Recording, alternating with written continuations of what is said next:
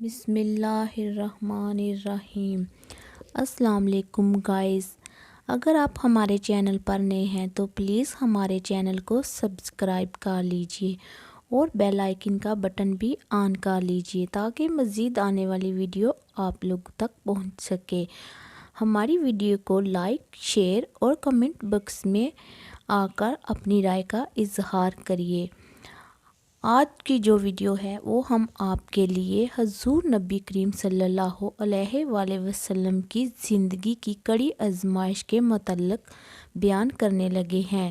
ایک روز حضور نبی کریم صلی اللہ علیہ وآلہ وسلم خانہ کعبہ میں نماز پڑھ رہے تھے کہ ابو جہل آپ کے پاس آیا اور بولا، کیا میں نے آپ کو اس سے منع نہیں کیا تھا؟ آپ جانتے نہیں میں سب سے بڑے گروہ والا ہوں۔ اس پر سورۃ الگ کی آیت 17 اور 18 نازل ہوئی۔ ترجمہ: سو یہ اپنے گروہ کے لوگوں کو بلا لے، اگر اس نے ایسا کیا تو ہم بھی دوزخ کے پیادوں کو بلا لیں گے۔ حضرت ابن عباس رضی اللہ عنہ فرماتے ہیں، اگر ابو جہل اپنے گروہ کو بلاتا تو اللہ تعالیٰ کے عذاب فرشتے اسے پکڑ کر تہس نہس کر دیتے۔ ایک روز ابو جہل حضور نبی کریم صلی اللہ علیہ وسلم کے سامنے آیا اور آپ سے مخاطب ہوا، آپ کو معلوم ہے میں بطحا والوں کا محافظ ہوں اور میں یہاں ایک شریف ترین شخص ہوں۔ اس وقت اللہ تعالیٰ نے سورۃ دخان کی آیت 49 نازل فرمائی۔ ترجمہ: چکھ لو، بڑا معزز مکرم ہے۔ آیت کا یہ جملہ دوزخ کے فرشتے ابو جہل کو ڈالتے وقت پھٹکارتے ہوئے کہیں گے۔ ابو لہب بھی حضور اکرم صلی اللہ علیہ وآلہ وسلم کی آزار ثانی میں آگے تھا، نبی کریم صلی اللہ علیہ وآلہ وسلم کی تبلیغ میں رکاوٹیں ڈالتا، آپ صلی اللہ علیہ وآلہ وسلم کو برا بھلا کہتا تھا۔ اس کی بیوی ام جمیل بھی اس کے ساتھ شامل تھی، وہ جنگل سے کانٹے دار لکڑیاں کاٹ کر لاتی اور نبی کریم صلی اللہ علیہ وآلہ وسلم کے راستے میں بچھاتی۔ اس پر اللہ تعالیٰ نے سورۃ اللہب نازل فرمائی۔ اس میں ابو لہب کے ساتھ اس کی بیوی کو بھی عذاب کی خبر دی گئی۔ وہ غصے میں آگ بگولا ہوئی پتھر ہاتھ میں لیے آپ صلی اللہ علیہ وسلم کی طرف بڑھی۔ اس وقت آپ صلی اللہ علیہ وآلہ وسلم کے ساتھ ابو بکر صدیق رضی اللہ عنہ تھے۔ انہوں نے ابو لہب کی بیوی کو آتے دیکھا تو فرمایا، اللہ کے رسول، یہ عورت بہت زبان دراز ہے، اگر آپ یہاں ٹھہرے تو اس کی بد زبانی سے آپ کو تکلیف پہنچے گی۔ ان کی بات سن کر حضور نبی کریم صلی اللہ علیہ وآلہ وسلم نے فرمایا، ابو بکر فکر نہ کرو، وہ مجھے نہ دیکھ سکے گی۔ اتنے میں ام جمیل نزدیک پہنچ گئی، اسے وہاں صرف ابو بکر صدیق رضی اللہ عنہ نظر آئے۔ وہ آتے ہی بولی، ابو بکر، تمہارے دوست نے مجھے ذلیل کیا ہے، کہاں ہے تمہارا دوست جو شعر پڑھتا ہے؟ ابو بکر بولے، کیا تمہیں میرے ساتھ کوئی نظر آ رہا ہے؟ کیوں، کیا بات ہے؟ مجھے تو تمہارے ساتھ کوئی نظر نہیں آ رہا۔ انہوں نے پوچھا، تم ان کے ساتھ کیا کرنا چاہتی ہو؟ جواب میں اس نے کہا، میں یہ پتھر اس کے منہ پر مارنا چاہتی ہوں، اس نے میری شان میں نازیبا شعر کہے ہیں۔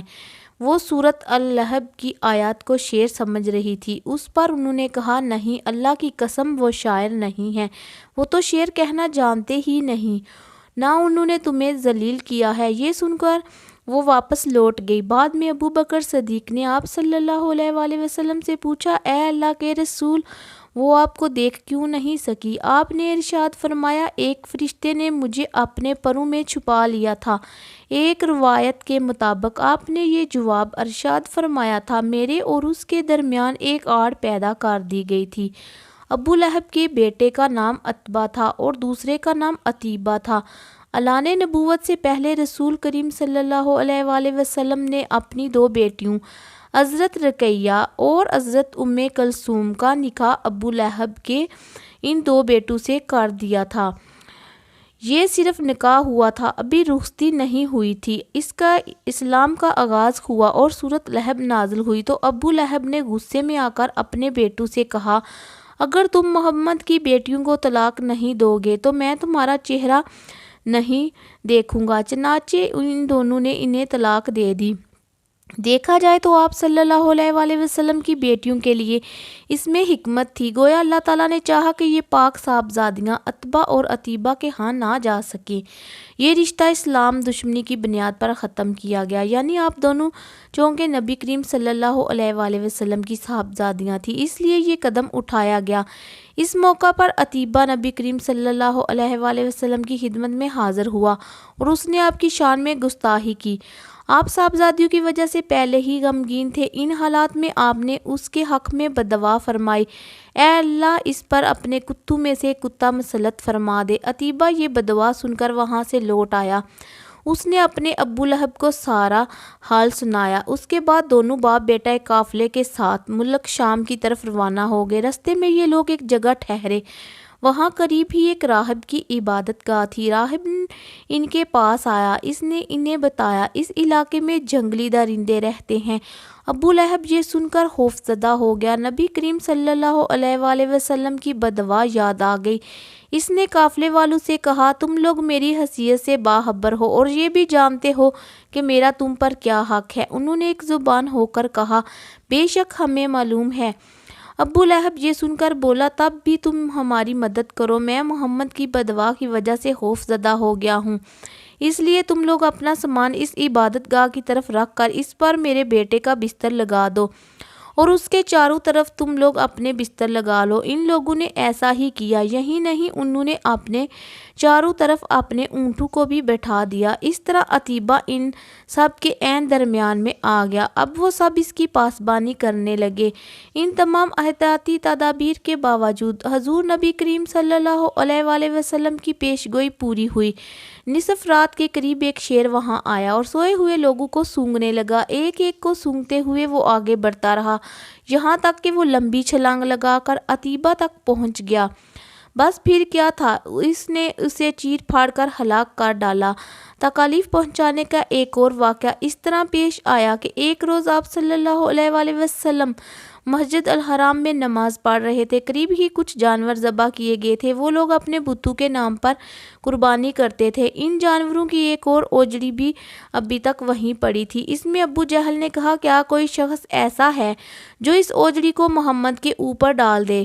ایک روایت کے مطابق کسی نے کہا، کیا تم یہ منظر نہیں دیکھ رہے ہو؟ تم میں سے کون ہے جو وہاں جائے جہاں فلاں قبیلے نے جانور ذبح کیے ہیں؟ ان کا گوبر، لید، خون اور اوجڑی وہاں پڑے ہیں، کوئی شخص وہاں جا کر گندگی اٹھا لائے اور محمد کے سجدے میں جانے کا انتظار کرے، پھر جو ہی وہ سجدے میں جائے وہ شخص گندگی ان کے کندھوں کے درمیان رکھ دے۔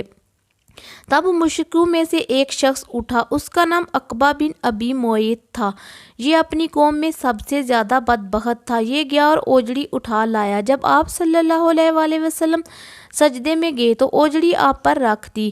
اس پر مشرکین زور زور سے ہنسنے لگے، یہاں تک کہ وہ ہنسی سے بے حال ہو گئے اور ایک دوسرے پر گرنے لگے۔ ایسے میں کسی نے حضرت فاطمہ الزہرا کو یہ بات بتا دی، وہ روتی ہوئی حرم میں آئی۔ نبی کریم صلی اللہ علیہ وسلم اسی طرح سجدے میں تھے اور اوجڑی آپ کے کندھوں پر تھی۔ سیدہ فاطمہ نے اوجڑی کو آپ پر سے ہٹایا، اس کے بعد آپ سجدے سے اٹھے اور نماز کی حالت میں کھڑے ہو گئے۔ نماز سے فارغ ہو کر آپ صلی اللہ علیہ وسلم نے ان لوگوں کے حق میں بددعا فرمائی، اے اللہ تو قریش کو ضرور سزا دے، اے اللہ تو قریش کو ضرور سزا دے، اے اللہ تو قریش کو ضرور سزا دے۔ قریش جو مارے ہنسی کے لوٹ پوٹ ہو رہے تھے، یہ بددعا سنتے ہی ان کی ہنسی کافور ہو گئی، اس بددعا کی وجہ سے وہ دہشت زدہ ہو گئے۔ اس کے بعد آپ نے نام لے لے کر بھی بددعا فرمائی، اے اللہ تم عمر بن ہشام کو سزا دے، یعنی ابو جہل کو، عقبہ بن ابی معیط اور امی بن خلف کو سزا دے۔ حضرت عبداللہ بن مسعود کہتے ہیں، اللہ کی قسم آپ صلی اللہ علیہ وسلم نے جن جن قریشیوں کا نام لیا تھا، میں نے انہیں غزوہ بدر میں خاک و خون میں لتھڑا ہوا دیکھا اور پھر ان کی لاشوں کو ایک گڑھے میں پھینک دیا گیا۔ اسی طرح کا ایک واقعہ حضرت عثمان غنی نے اس طرح بیان فرمایا، ایک روز نبی کریم صلی اللہ علیہ وسلم طواف فرما رہے تھے، اس وقت آپ کا ہاتھ حضرت ابو بکر کے ہاتھ میں تھا۔ حجر اسود کے پاس 3 آدمی بیٹھے تھے، جب آپ حجر اسود کے پاس گزرے تو ان کے قریب پہنچے تو ان تینوں نے آپ کی ذات بابرکات پر چند جملے کسے۔ ان جملوں کو سن کر آپ کو تکلیف ہوئی، تکلیف کے آثار آپ کے چہرے سے ظاہر ہوئے۔ دوسرے پھیرے میں ابو جہل نے کہا تم ہمیں ان معبودوں کی عبادت کرنے سے روکتے ہو جنہیں ہمارے باپ دادا پوجتے آئے ہیں، لیکن ہم تم سے صلح نہیں کر سکتے۔ جواب میں آپ صلی اللہ علیہ وآلہ وسلم نے فرمایا میرا بھی یہی حال ہے۔ پھر آپ آگے بڑھ گئے۔ تیسرے پھیرے میں بھی انہوں نے ایسا ہی کہا۔ پھر چوتھے پھیرے میں یہ تینوں یکدم آپ کی طرف جھپٹے تاکہ آپ کو مارنے کی کوشش کرے۔ ابو جہل نے ایک دم آگے بڑھ کر آپ صلی اللہ علیہ وآلہ وسلم کے کپڑے پکڑنے کی کوشش کی۔ حضرت عثمان فرماتے ہیں میں نے آگے بڑھ کر ایک گھونسا اس کے سینے پر مارا، اس سے وہ زمین پر گر پڑا۔ دوسری طرف سے ابو بکر صدیق نے امیہ بن خلف کو دھکیلا۔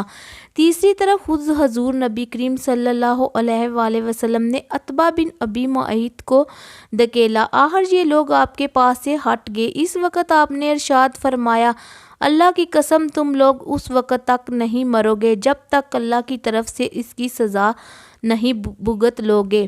ویڈیو اچھی لگی ہو تو ویڈیو کو لائک کیجیے اور ہمارے چینل کو پلیز سبسکرائب کر لیجیے اور بیل آئیکن کا بٹن آن کر لیجیے تاکہ مزید آنے والی ویڈیو آپ تک پہنچ سکے۔ اللہ حافظ، شکریہ۔